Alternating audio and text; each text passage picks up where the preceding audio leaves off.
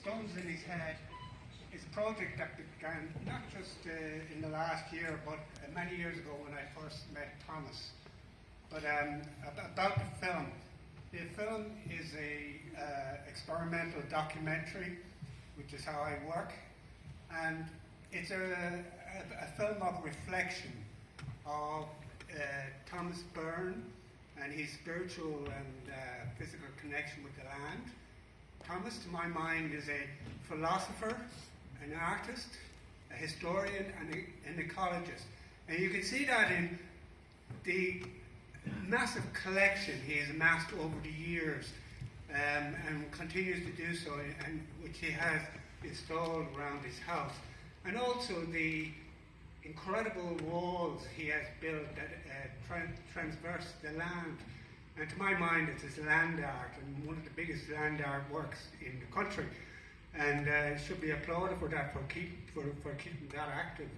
And enfolding that is the land, and the land is about and speaks of Thomas's history, his ancestry, from the very stones of the old farmhouse which come from the area, and to the Famine Road, the old and new, and onto what I call and should be recognised as the Roscommon Burn, which Thomas calls the rocks. It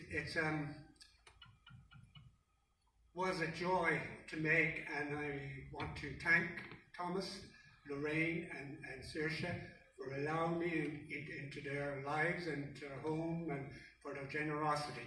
And it was an absolute thrill. Yeah, just another couple of thanks I want to do in relation to the film. I want to thank internationally renowned Danny McCarthy, who is a sound artist who has travelled the globe performing his compositions, and also Aidan Malloy for his technical assistant who steered me on the right path, to Dipna Malloy for her great and atmospheric rendition of the famine song, The Praties They Grow Small. Yeah, Thomas put me on to a poem Michael O'Dea had written, and he recites it in the film. Also to Helen Byrne for her memories of visiting Thomas, her uncle. And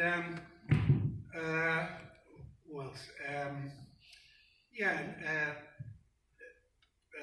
bit mixed up here. And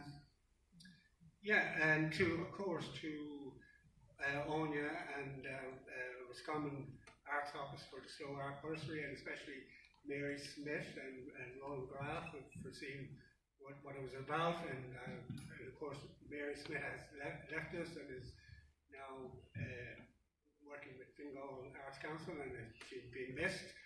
And and thanks to and the book, and actually when this project began, it began with the idea of documenting the amazing collection of stones that Thomas has and continues to add to, and so then it led on to the film. What can I say? I just enjoy and thank you, Thomas, again for letting me into your life.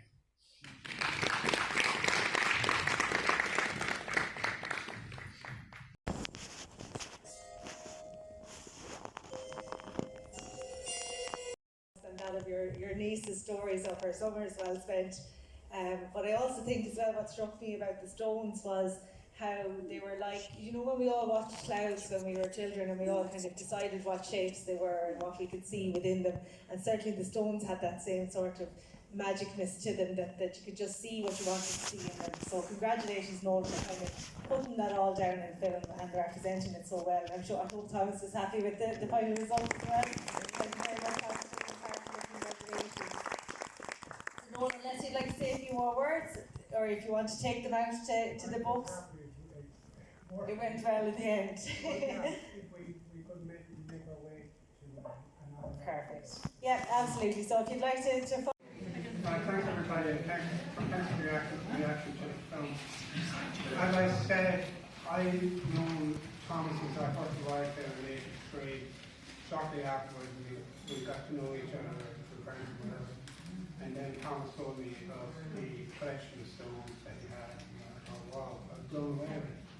So I always said to Thomas over the years that I would like to document it. I think they should be documented. So it's because of stone making. So we started with the idea that, and then the idea came about that we would do a book and just simply documenting the stones. But then as we were talking, we said, why not make a film? So jumped at the idea. So the book just is like a catalogue, a document of film and that sort of thing. It's I want to say oh yeah, thanks very much to Nigel Malloy for helping me with the editing. She was great. And thanks to, again, Roscommon Arts Office and FOYER and all the team for the individual artist bursary that helped fund it. And Anya, I'd like to present you with a couple of copies for your art. Thank you very much, Noel. I feel like there should be somebody there next to me. Thank you very much, Noel. Just on behalf of Roscommon Arts Office, yeah, the individual artist bursaries come on board every year, and Noel is always somebody that has a new idea and a new project that he'd like to develop. So artist development is key, and Noel always keeps himself going and us going. So congratulations to Noel on both the book and the film, and thank you ever so much for always being part of the Roscommon Arts team as well. So you're a star.